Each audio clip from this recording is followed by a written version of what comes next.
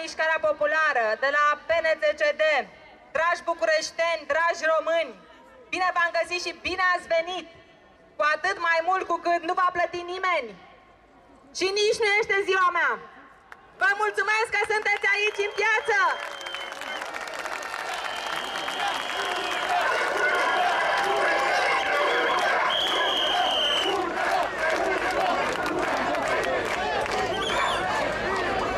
Ce mă fac?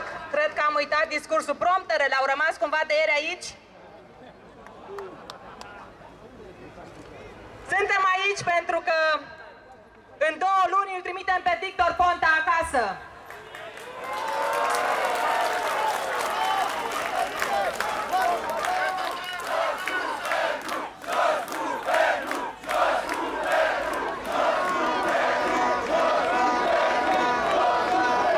Noi cei de aici care am mărșăluit azi pe străzile Bucureștiului, cei de acasă care se uită la noi și ne susțin, suntem cei care înțelegem disperarea acestui popor guvernat de 2 ani de zile de incompetentul Victor Ponta și guvernul lui corupt PSD.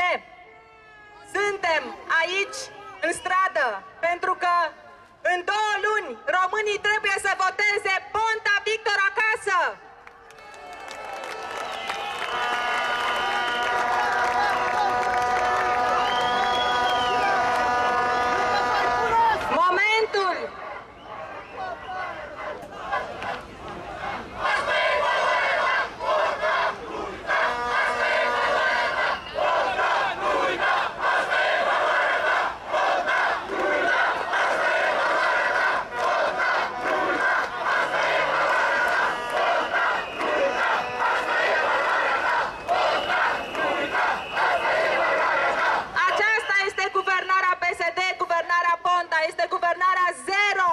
Zero realizări, dar 1000 de minciuni, 1000 de promisiuni cu care a păcălit acest popor.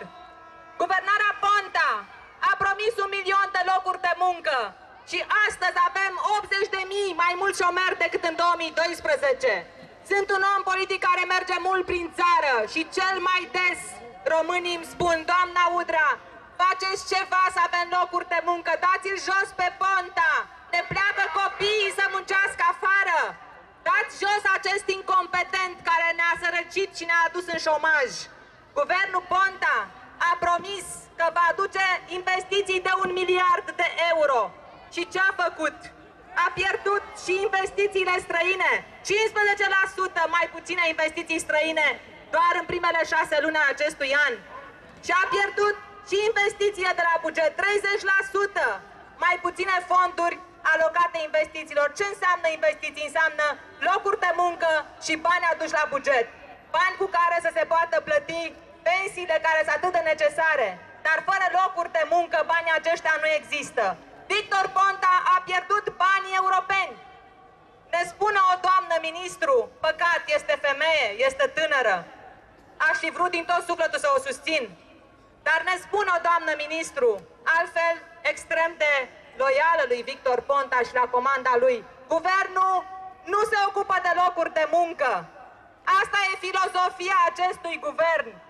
Guvernul acesta nu știe și nu poate. Ministrul de Finanțe și Victor Ponta nu știu că da, guvernul este cel care sprijină investitorii să creeze locuri de muncă prin politica de taxe și impozite. Guvernul este cel care, finanțând proiecte de investiții, generează locuri de muncă. În vremea în care eram în cabinetul Boc, am creat ca ministru peste 100.000 de locuri de muncă prin proiectele pe care le-am susținut. Peste 6.000 de proiecte au fost susținute de ministrul Elena Udrea, de cabinetul Boc în toată țara. Aproape nu există localitate în România în care să nu fie un proiect susținut de mine, fie că vorbim de un drum asfaltat, o localitate în care am adus apă, canalizare, fie că vorbim de un proiect de turism, fie că vorbim de o sală de sport. Toate acestea sunt proiecte care au generat locuri de muncă. Astăzi, un tânăr din 4 nu-și găsește loc de muncă. Vrem să muncim! Vrem să muncim! Vrem să muncim! Vrem să muncim! Vrem să muncim! Vrem să muncim! Vrem să muncim!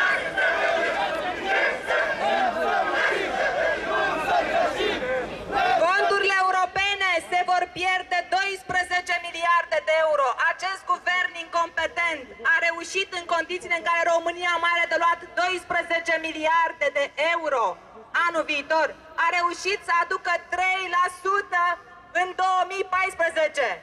O țară care are atâta nevoie de bani pentru investiții, să aibă un guvern atât de incompetent încât să piardă 12 miliarde de euro. Ce ghinion pe această țară! Dar vine noiembrie, Ponta pleacă acasă.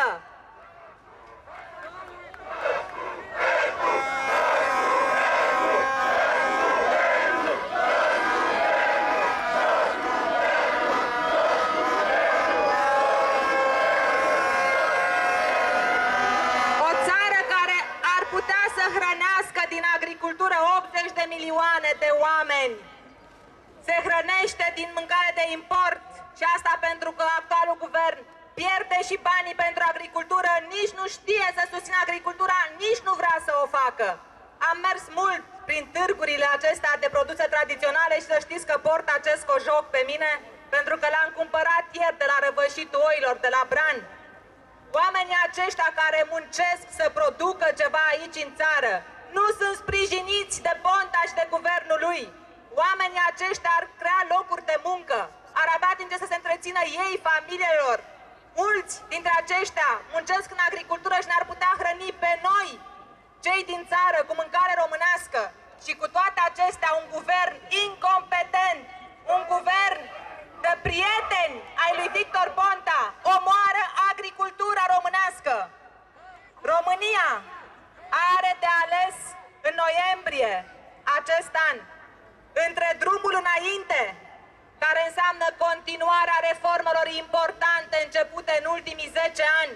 Drumul înainte înseamnă continuarea luptei pentru independența justiției dusă de Traian Băsescu și de cei care au fost alături în ultimii 10 ani.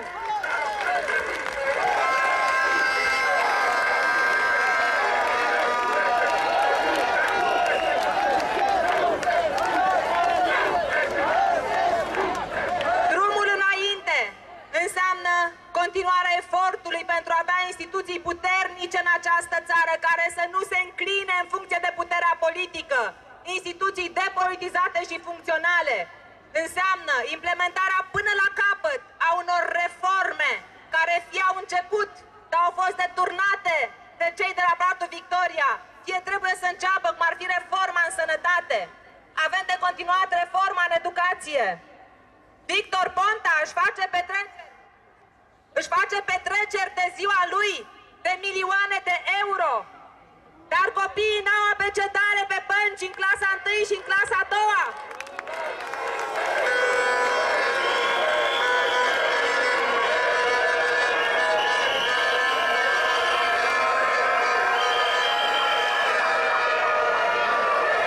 Atât preț pune Victor Ponta pe educație. El crede că toți copiii acestei țări vor ajunge ca și el să plagieze. Ce nevoie au de abecedare? Auziți? Toți au tablete și stau pe internet. Cred că asta este experiența dânsului cu statul pe internet. Victor Ponta este un om care are cultul personalității. De ziua lui și-a comandat cea mai mare petrecere care s-a făcut în România. 100.000 de oameni au fost aduși, plătiți. Au fost aduși din toată țara la comandă să vină să-l aplaude pe Victor Ponta. Mulți de aici vă mai amintiți cum era de 23 august înainte de 89. Ne duceam cu toții să-l aplaudăm pe Ceaușescu. Victor Ponta este fratele dictatorului nord-corean, că sunt o generație mai tânără. Are cultul personalității, îi place să fie aplaudat chiar și atunci când oamenii ar vrea să-l fluiere, nu să-l aplaude. Victor Ponta este urmașul lui Adrian Năstase și Ion Iliescu. Este un om căruia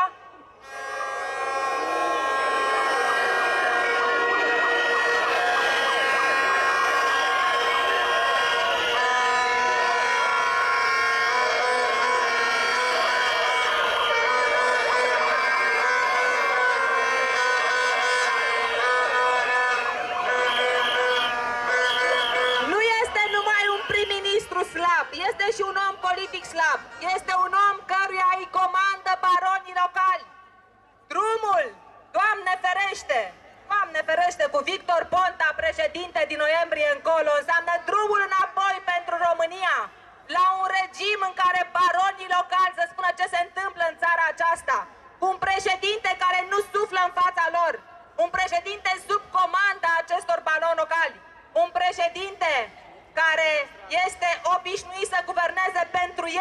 pentru clientela lui.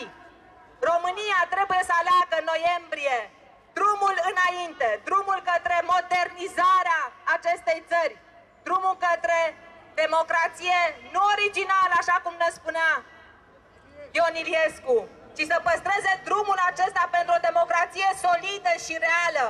Și mulți de aici ne-am luptat pentru această democrație când Ponta, dar și Antonescu și PNL-ul în 2012 și în decembrie 2013 au încercat să calce în picioare statul de drept, să calce în picioare Constituția și să distrugă democrația care s-a construit greu în România. După 25 de ani, cred că s-a împlinit profeția lui Brucan. Gata, România trebuie să meargă înainte, sistemul comunist-securist e îngenunchiat.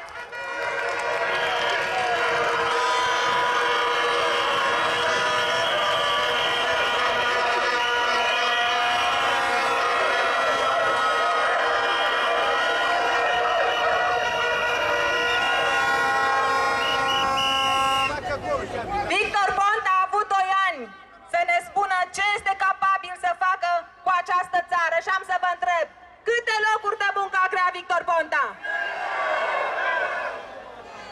Câte fonduri europene a adus Victor Ponta? Câți investitori, fie ei și din China, au venit în România cu Victor Ponta? Victor Ponta este premierul zero. Și haideți să vă spun ceva, îl descoper eu acum. Victor Ponta este agentul 000.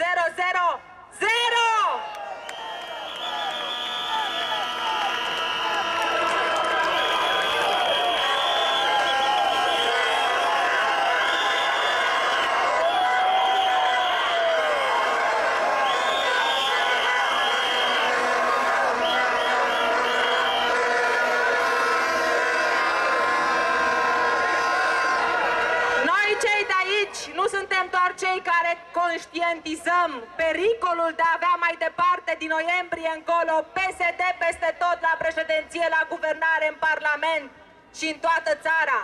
Noi suntem cei care avem și speranță, așa cum au foarte mulți români. Românii au speranță că din noiembrie încolo România va merge în continuare pe drumul democrației și al modernizării. Dar pentru asta, țara are nevoie de un președinte puternic, de un președinte implicat.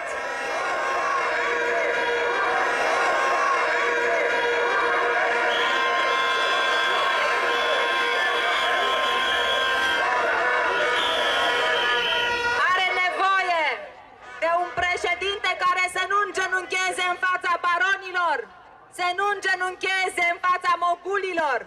Un președinte care să se lupte pentru lucrurile în care crede, pentru lucrurile pentru care este ales.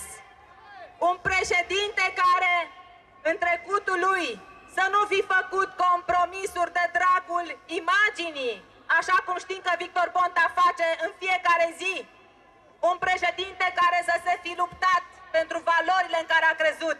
Și de 10 ani, noi cei de aici și mulți alții, suntem alături de președintele Traian Băsescu și ne luptăm pentru democrație, pentru stat de drept, pentru justiție independentă, pentru reforme.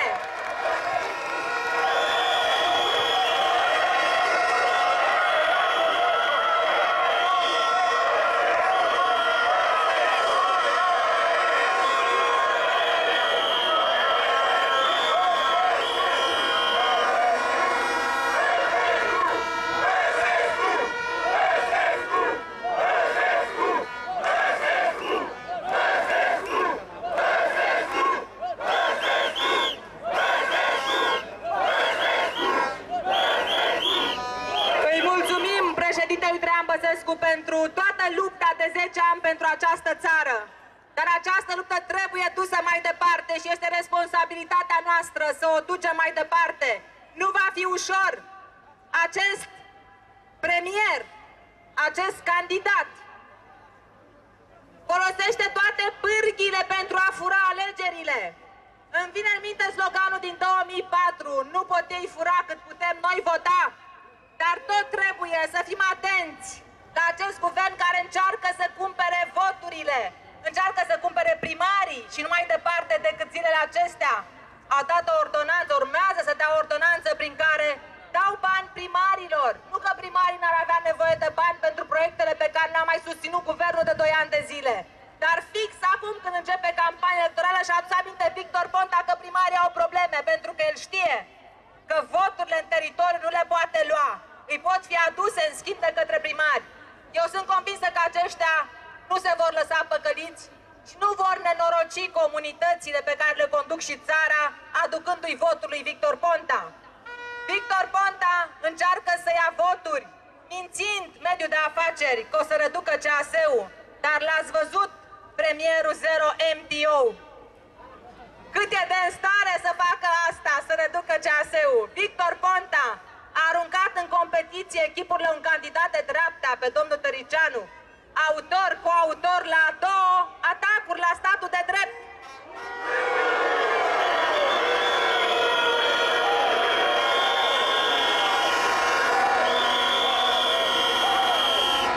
Încercând să păcălească electoratul că ar fi un candidat de dreapta, de fapt este candidatul iepure pentru Victor Ponta și speranța e că în turul 2 va lua voturile acestora. Nici Tăricianu nu o să ia voturi, nici Victor Ponta nu o să ia voturile Tăricianu în turul 2.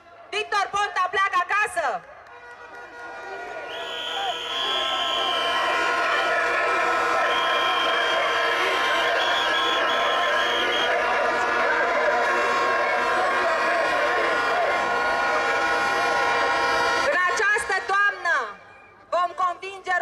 Să voteze pentru drumul înainte al României. Este responsabilitatea noastră și putem să o facem. Vă asigur că susțineți cel mai bun candidat din competiție.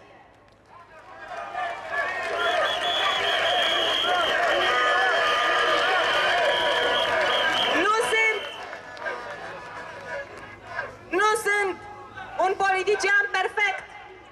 Nu sunt un om perfect.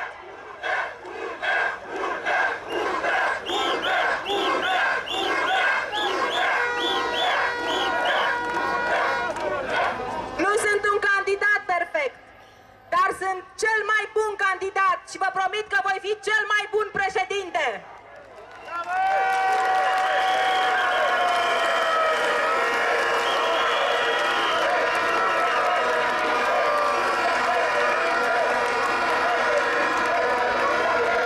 Și ca o dovadă că noi nu mințim, că suntem onești, că suntem corecți, uitați, azi este soare, ieri a plouat. Ieri s-a lansat un candidat care a fost partenerul lui Victor Ponta și a lui Voiculescu în 2012, în 2009, în 2012 și până în ianuarie 2014. Adevărații apărători ai democrației suntem noi cei de aici și cei care ne susțin de acasă. Drumul României către mai bine este cu noi, de aceea haideți să mergem o lună de zile între oameni, așa cum facem de ani de zile, să le spunem românilor că au o șansă, au o șansă cu România în următorii 10 ani să crească această țară, au șansa să construim împreună România frumoasă. România frumoasă nu e doar țara lăsată de Dumnezeu frumoasă. România frumoasă este țara pe care noi toți o să facem frumoasă, o țară în care tinerii au locuri de muncă.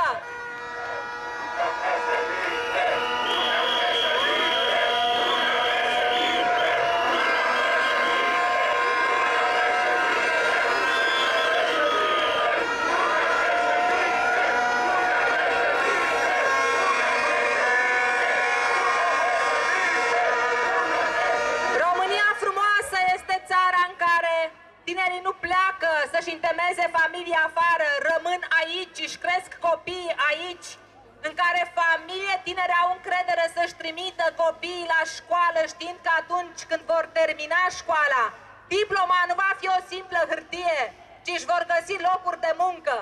O țară în care locurile de muncă din România sunt bine plătite. O țară în care nu-ți este frică să te duci într-un spital, de teamă că nu te mai întorci viu de acolo, în care medicii, asistenții medicali nu pleacă să profeseze oriunde în Europa. Rămân aici acasă pentru că avem nevoie de ei. O țară în care cei aflați la vârsta pensionării, la apusul vieții, nu tremură de grija zilei de mâine, nu se întreabă oare o să am bani și de întreținere și de medicamente din pensie. Este o țară în care vârstnicii au toate motivele să stea cu nepoții în parc și să zâmbească. România frumoasă este țara tuturor românilor care își doresc să trăiască bine aici, acasă. România frumoasă este, plastic spus, țara în care oamenii au motive să zâmbească pe stradă, așa cum vedem că se întâmplă peste tot în țările din Europa. Este datoria noastră să câștigăm președinția. Nu o să o câștigăm. Vă mulțumesc!